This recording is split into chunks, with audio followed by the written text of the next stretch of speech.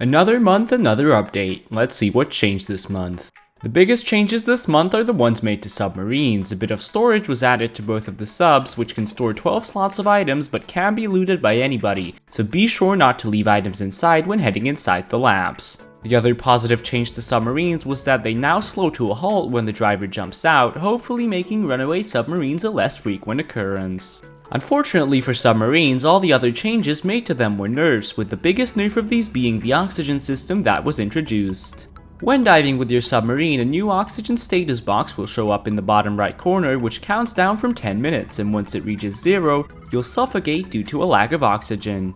This bar refills over time when the submarine is on the surface or docked at a moon pool, and if you want to spend more time underwater, you can also wear a diving tank, which will give you an additional 10 minutes to dive. And don't worry, you won't need to tactically put on your diving tank as the submarine runs out of oxygen, as you will only start draining the tank if the submarine is already out.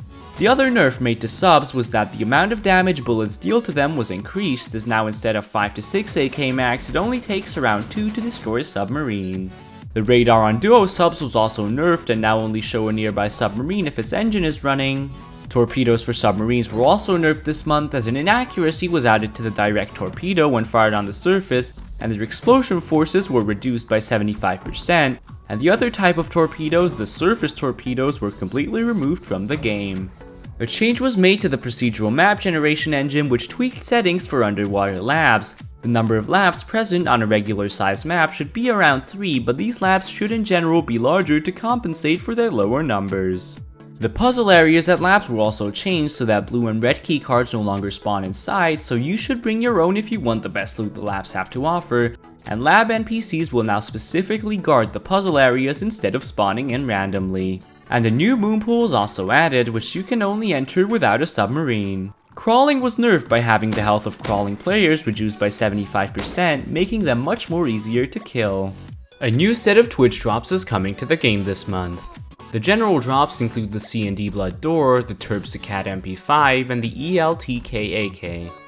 And the streamer-specific drops include the Blazed Bow, the Cura Furnace, the Silther Bolty, the Augusta Bell 212 Garage Door, the Recoy 23 Furnace, the Elxacas AK, and the Jur Large Box. And all Twitch drops will become general drops during the last 24 hours, meaning that you can get any skins you want regardless of if you can catch that specific streamer. Finally, here's a list of other changes that were made to the game this month.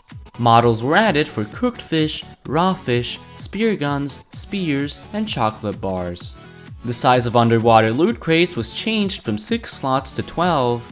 A bug was fixed that prevented players from taking damage from projectiles underwater.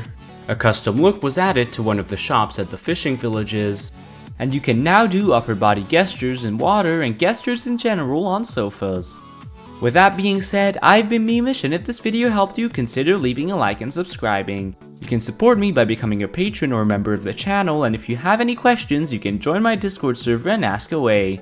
Special thanks to Bothered Nickel, Arson String, Raven the Messenger, and Raz Van Volk for supporting me, and have a good wipe everyone.